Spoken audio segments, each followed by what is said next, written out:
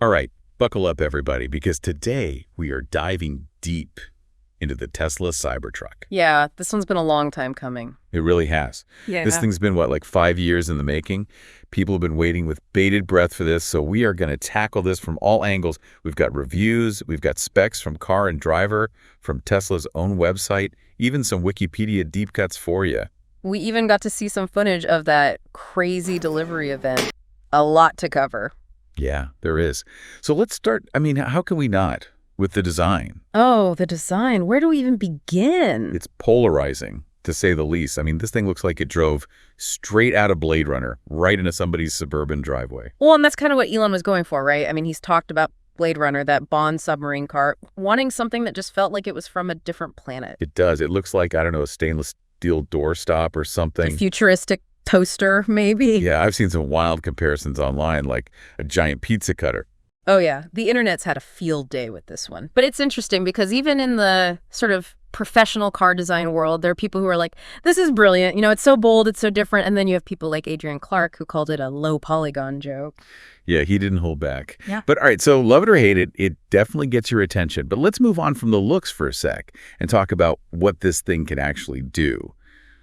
Those performance specs are pretty insane, especially the tri-motor Cybertruck, the Cyber Beast, as some are calling it. Yeah, 0 to 60 in 2.6 seconds. 2.6 seconds. That's supercar territory. That is supercar territory, and that's not just Tesla talking. Car and Driver, they actually put it to the test. And yeah, 2.6 seconds. They even did this whole thing where they had a drag race against a Porsche 911, and the Cybertruck won while towing another Porsche 911. No way! Yeah, it was quite a sight to see. Talk about a flex. Okay, but how does that stack up against, like, other EVs and, especially other trucks, right? Yeah. Because 2.6 seconds is mind-blowing. But in the truck world, does that even matter? Well, it depends on what you're looking for in a truck. If you're looking for pure acceleration, yeah, this thing is at the top of the pack. It beats out even those, like, high-performance EVs and traditional trucks. Forget about it. They're not even in the same conversation. Right. So speed demon, check. Yeah. But a truck's got to be able to haul. Right, that's the whole point. Yeah. So what about towing capacity and payload? Can this space-age thing actually get some work done? Absolutely. So the dual and tri-motor Cybertrucks, they can tow up to 11,000 pounds. That's pretty much on par with a lot of the conventional gas trucks in its class. And with a 2,500-pound payload, you could easily haul a camper, load of building materials, whatever you need. So it's got the muscle. Yeah. But like any EV, there's always that range question. How far can you realistically go on a single charge in this thing? That's where things get a little trickier. So Tesla claims, 340 miles for the dual motor, 320 for the tri-motor.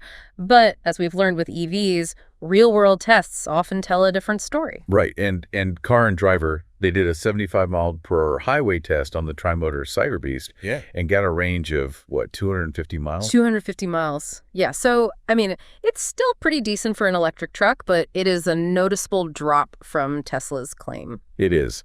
And there are a lot of factors at play, right? Like driving style, temperature, just how much stuff you're hauling. Exactly. All those real-world variables that don't necessarily show up in those official range figures. All right, so range, decent, but maybe pack a charging cable just in case, especially if you're going on a road trip or something.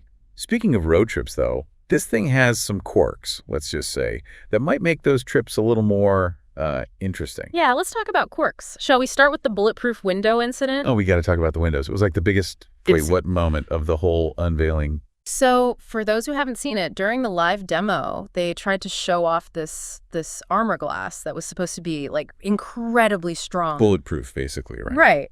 And Franz von Holzhausen, Tesla's chief designer, throws a metal ball at the window and it shatters. That's live TV. Yeah. Not exactly what they were hoping for.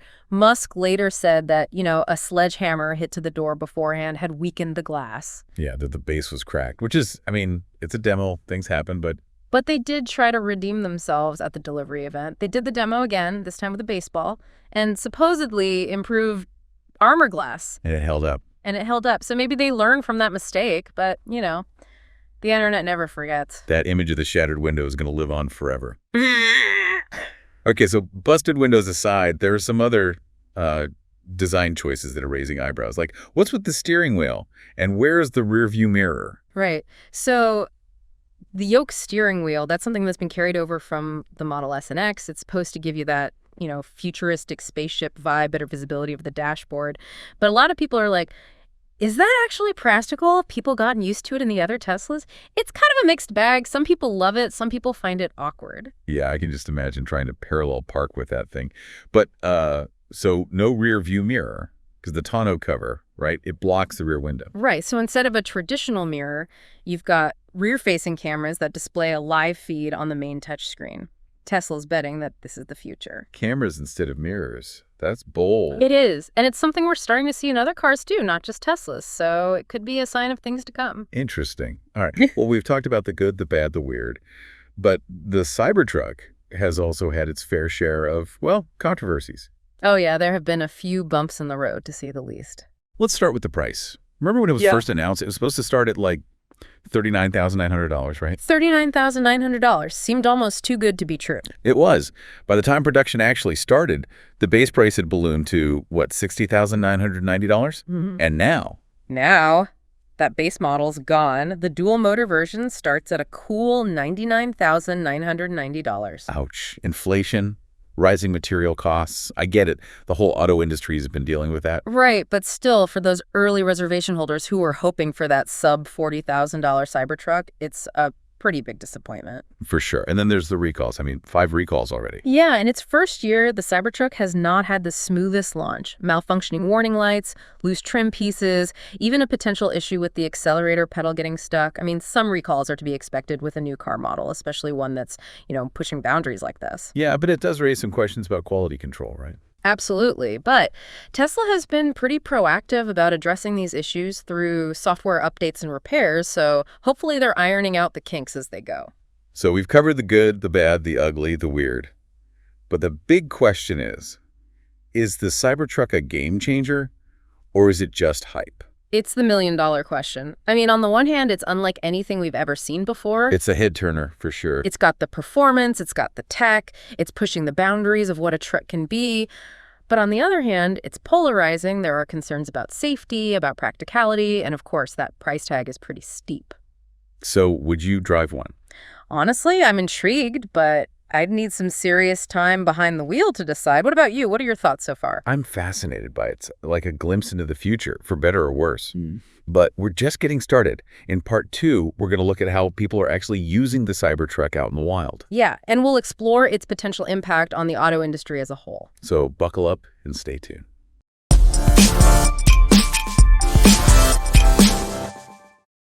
Welcome back to our Cybertruck Deep Dive. Yeah, so far we've talked about the design, the performance, some of those interesting quirks. Those bulletproof windows. Oh, yeah, we can't forget about those. But now I want to get into, how are people actually using this thing? Is it just Silicon Valley folks cruising around, or is it actually, being put to work? Well, it's actually more diverse than you might think. We're seeing it pop up in some pretty unexpected places. Great. Like where? Everywhere, from construction sites to off-road trails. Even some police departments are starting to use them. Police departments, that's kind of wild. Yeah, imagine getting pulled over by a Cybertruck. I'd be intimidated, that's for sure. But okay, let's back up a bit and talk about those off-road capabilities. We know it's got adjustable air suspension, decent ground clearance, but does it actually perform well when the pavement ends? It does. I mean, remember that video Tesla released, the one where it's pulling a Ford F-150 uphill? Oh yeah, the tug of war. Yeah, that one. Now, there's been some debate about whether that was a fair test or not, but it definitely got people talking. It did. Yeah, there have been actual off-road tests since then, right? There are tons of them, and for the most part, the Cybertruck seems to be holding its own. Steep hills, rocky trails, mud, it can handle it. You mentioned water crossings earlier. Seriously? Yeah, the Cybertruck's got this wade mode that's supposed to let it drive through water up to 2.5 feet deep. Wait, 2.5 feet? How does that even work? It uses a system similar to a scuba pack, I guess, to create positive pressure inside the battery and keep the water out. That is nuts. Okay, so it can go off-road, but what about everyday practicality? We talked about the bed being spacious, but are there any cool features or accessories that make it stand out as a workhorse? Oh, tons. For one, the tailgate folds down into a ramp. A ramp, that's smart. Right, so you can easily load and unload stuff. Plus, there are built-in tie-down points, a 120-volt outlet, even LED light strips in the bed for better visibility at night. They really thought of everything. And then, there's the tonneau cover, which is motorized, so it rolls up and down automatically. That's slick. Okay, but you mentioned other uses besides, like your typical truck stuff. What else is the Cybertruck being used for? Well, like I said, some police departments are starting to use them, and there's been talk of using them for, like, search and rescue operations, disaster relief efforts, that sort of thing. Makes sense. Rugged, electric. It can even provide power to other equipment with that vehicle-to-load capability. Right, it's like a giant mobile power station. So it's more than just a flashy toy. It's actually like a useful tool. Exactly. It's got real-world applications. But beyond these specific examples, I think the bigger question is, how is this thing going to influence the future of trucks, and the auto industry as a whole? That's a good question. I mean, it's such a radical departure from, like, traditional truck design. Do you think other manufacturers are going to follow suit? It's hard to say. I mean, the Cybertruck has definitely started a conversation, right? It's challenged those conventional notions of what a truck should look like. It's like the anti-truck, in a way. Yeah, I guess you could say that. And then there's the electric powertrain. Do you think the Cybertruck's success will lead to more electric trucks? I mean, it seems like every automaker is jumping on the EV bandwagon these days. They are. But, the Cybertruck, it kind of legitimized the electric truck segment in a way that those earlier attempts didn't. It made it cool. It did. And it Yeah. forced those other companies to take notice, like Ford, GM, Rivian. They're all scrambling to catch up. It's like a domino effect. Exactly. And it's not just about the powertrain. I mean, the Cybertruck's focus on technology, those cameras instead of mirrors, the advanced driver assistance features, all of that could have a ripple effect throughout the industry. So even if the Cybertruck itself doesn't become like a massive hit, it could still have a lasting impact on how trucks, and maybe even cars, are designed and built in the future. Absolutely. It's a game changer in that sense. But there's still a lot we don't know about the Cybertruck, especially when it comes to, like, its long-term viability, its safety, its environmental impact. Right, right. There are still a lot of questions to be answered. And those are the questions we're going to tackle in the final part of our deep dive. We're going to get into the nitty-gritty, the environmental concerns, the safety debates, all of that. So stick with us.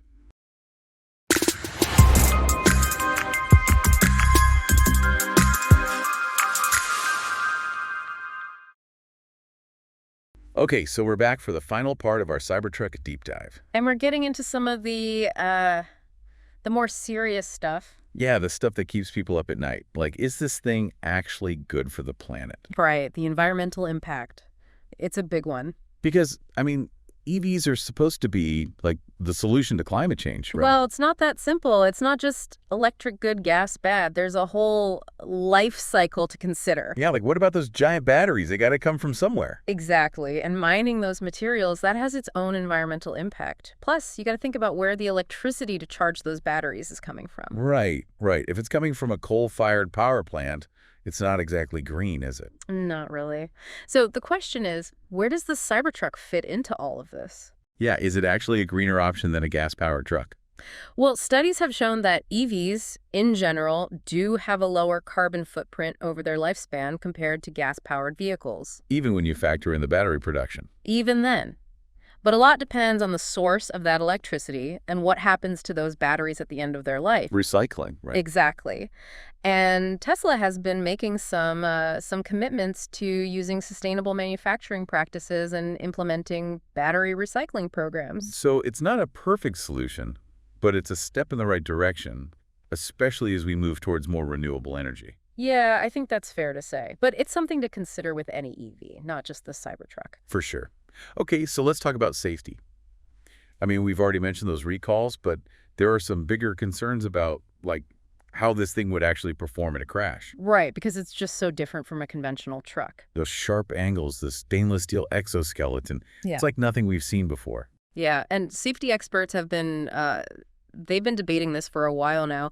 There are questions about how well it would protect the people inside, but also the people outside the vehicle in a collision. I've read some articles about how that flat front end could be dangerous for pedestrians. It's a valid concern. That lack of a traditional crumple zone means there's less to absorb the impact in a crash. And what about the occupants? Are they safer inside a Cybertruck? That's the thing. We don't know for sure yet. The Cybertruck hasn't been independently crash tested by like the NHTSA or the IIHS.